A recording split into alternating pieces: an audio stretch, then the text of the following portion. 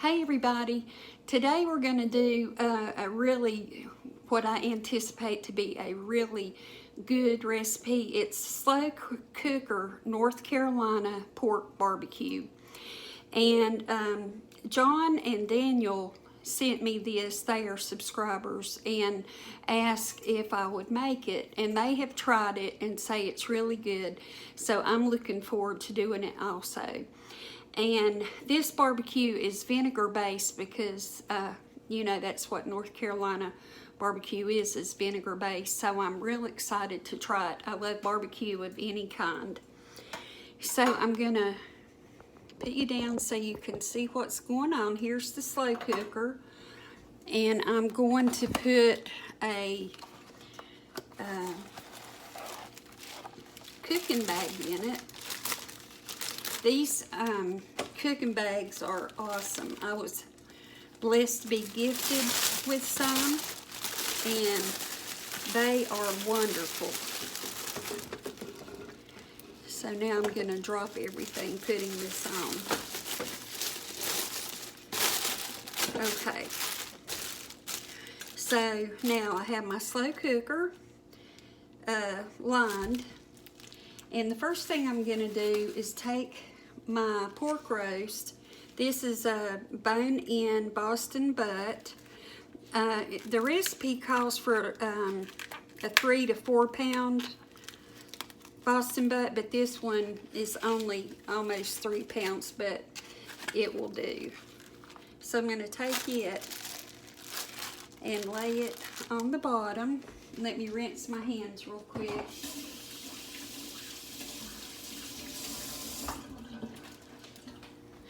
Okay, now I'm going to mix all my ingredients. I am going to knock y'all over before it's over with in here, because you don't put all of the mixture in your roast. You save some of it to use as like a dipping sauce or to pour over your roast later.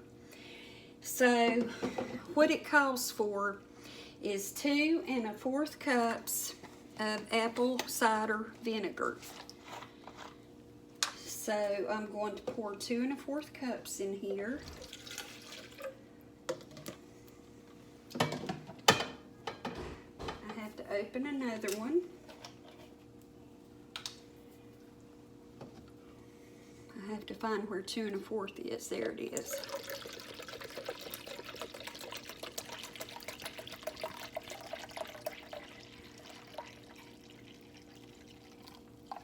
So that is 2 1/4 cups of just the apple cider vinegar. And then it calls for 3 tablespoons of sugar. So I have my sugar. You can see it right here in this pickle jar. So I'm going to put 3 in.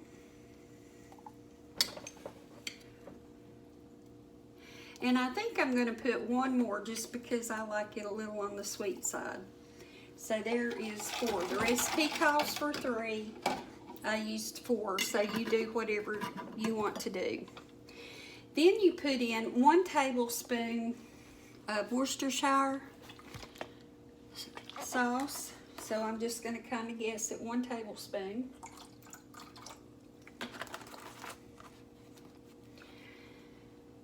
And it calls for crushed red peppers, and I have some, but I cannot find them anywhere, so I'm going to put in a little cayenne pepper. And we don't care for stuff really hot, so I'm only going to put like a pinch in, just enough to let us know there's a little heat there. And then it's 2 teaspoons salt,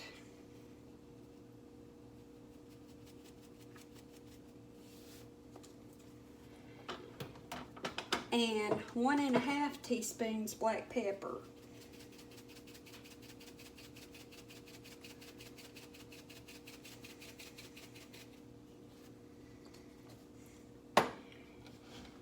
And so I've got all that in here. I'm mixing it up.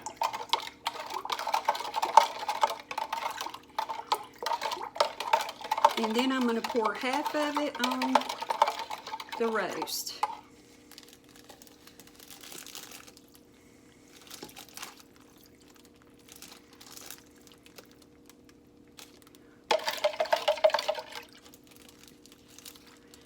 There, I poured more than half because I think this will be plenty for us to use to pour on it and stuff. So anyway, the roast is in here now. We're going to cover it. We're going to put it on high and cook it for about 5 hours or so. After 5 hours, we will check it and see if it's pulled apart tender. And if it is, I will show it to you and we'll taste it. And if not, I'll cook it longer, but I'll let you know about that when the time comes. So I will be back soon. Hey y'all, the North Carolina vinegar-based barbecue pork roast is done. It cooked about 5.5 hours on high. And here's what it looks like. Finished up, it's kind of falling apart as you can see. What I'm gonna do is just put it in this container, which is what I'm gonna put it in the refrigerator in. And it's coming apart in pieces, which is what we want. And then there's just a few little pieces of meat in there I'll get later. But let me move this back so that you can see this, and it just breaks apart. Be great for a barbecue sandwich, shredded pork. But that is the way it turned out. Now we're going to taste it. And I'll show you up close what it looks like.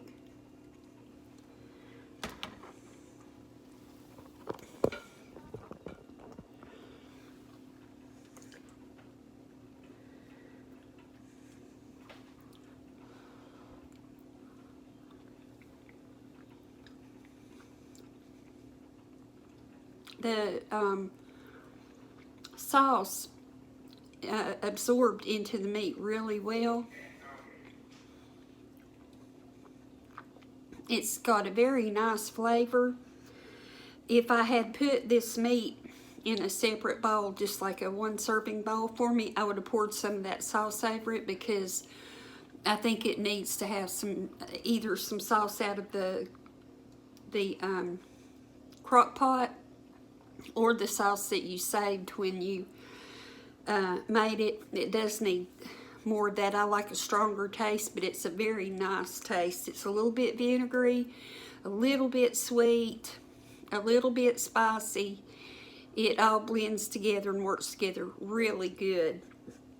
So this was a very good recipe. I appreciate y'all sending it to me and letting me try it. My family, I think, will really enjoy it too.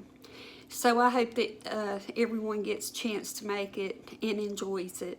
And thank y'all so much. If you have a recipe you'd like me to try, if you would mail it to me at my address that's in the description box, I would appreciate it. That's the best way for me to absolutely get the recipe, is for you to mail it. So I appreciate it. Have a wonderful week, and I will see you soon. Bye-bye.